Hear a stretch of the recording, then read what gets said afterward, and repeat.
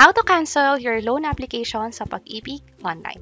By the way, kung first time mo sa channel na to and gusto mo pa ng mga online tutorial videos katulad nito, please click the subscribe button.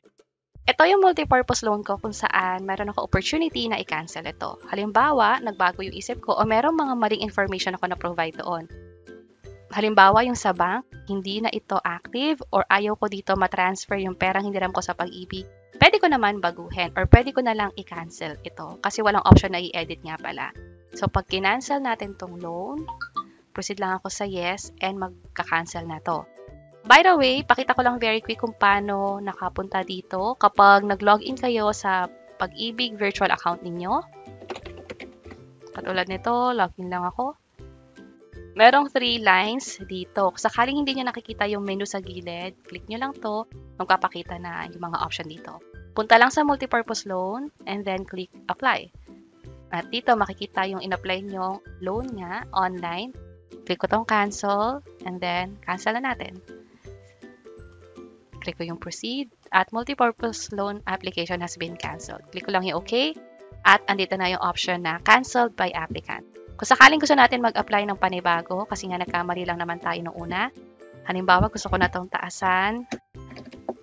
Ito na yung hihiramin ko. Dito nga pala yung loanable amount ko o yung 80% ng total savings ko. Scroll down ko lang, select loan purpose. Halimbawa ito. And then 2 years ko babayaran. Yung loyalty card na gusto kong pag-transferan ng pera, ililipat ko na rin dito sa Union Bank.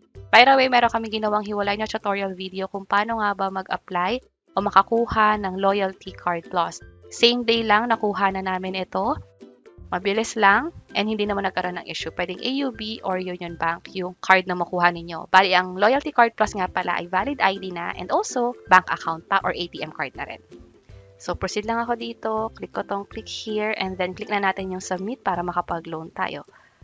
And then submit multipurpose loan. Kapag kinlik ko tong yes at in-enter ko yung OTP na ipapadala sa phone ko, makakapag-proceed na tayo sa loan application. So, ganun yung mangyayari kapag kinancel natin or gusto nating baguhin yung loan application natin online.